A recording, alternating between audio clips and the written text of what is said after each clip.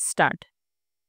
गेल्या 2-3 दिवसांमध्ये नियोजनावर आपण अनेक चर्चा ऐकल्या, परंतु नियोजन हा विषयच इतका नित्य नवा आहे की त्याच्या संबंधीची चर्चा कधी कंटाळवाणी वाटत नाही. आकाशाकडे माणसाने पाहिल्यानंतर ज्याच्या त्याच्या नजरेप्रमाणे त्याला ते दिसते. जसे आकाश विशाल आहे, तसाच नियोजनाचा हा प्रश्नही विशाल आहे. असंख्य दृष्टिकोन आणि असंख्य प्रश्न यांतून असंख्य माणसांच्या जीवनास पूर्णतया स्पर्श करणारा हा विषय असल्यामुळे त्याच्या संबंधी कधी कंटाळा येत नाही. पण नियोजनाचा निश्चित अर्थ आपण आपल्या मनाशी समजावून घेतला पाहिजे.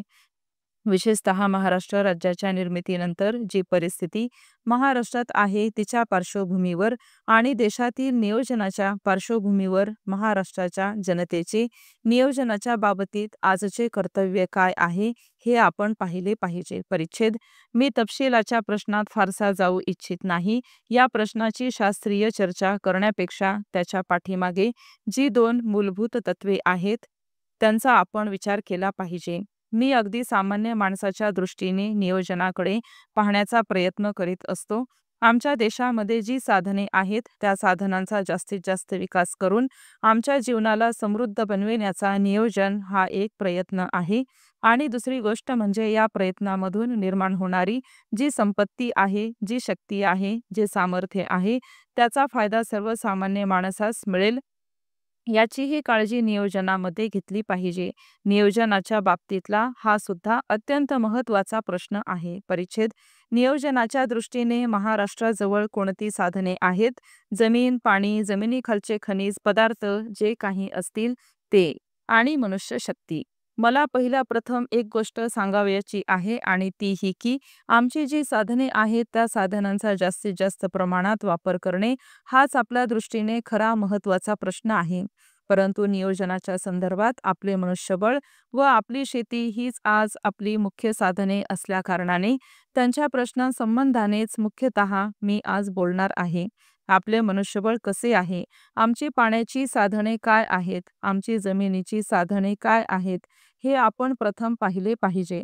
आतापर्यंत आपण महाराष्ट्राचे जे चित्र पाहिले ते जुन्या इतिहासातल्या सिंहगडावरच्या, प्रतापगडावरच्या आणि शिवनेरीवरच्या महाराष्ट्राचे. पण आताच्या महाराष्ट्राचे जे चित्र आहे ते आपण जरा पहा, ते चित्र अगदी वेगळे आहे. आताचा हा महाराष्ट्र खेड्यापाड्यांत पसरलेला आहे. जमीन जुबल्यात वस्तू आहे. जोंधळा, शाळू, कापूस, ऊस ही पिके तो पिकवतो आहे आणि त्याला मिळणारे पाणीही पहा. हे चित्र पाहिल्यानंतर बुद्धीला थोडीशी का असेना एक प्रकारची जागृती येईल. आपल्याजवळ काहीतरी अपरंपार आहे असे समजू नका. ते आहे ते मर्यादित आहे. पाणी मर्यादित आहे, जमिनीची शक्ती मर्यादित आहे आणि या मर्यादित शक्तीचाही उपयोग केलेला नाही अशी ही परिस्थिती आहे. ही परिस्थिती बदलण्यासाठी आपणाला 5, 10, 15 वर्ष प्रयत्न करावयाचा आहे. परिच्छेद. माझ्या मते अतिशय चांगली साधन संपत्ती महाराष्ट्रात जर कुठची असेल तर ती महाराष्ट्राचे मनुष्यबळ ही आहे. परंतु येथील माणसे काही उद्योग करीत नाहीत, परिश्रम करीत नाहीत असा एक दृष्टिकोन मांडण्यात येतो.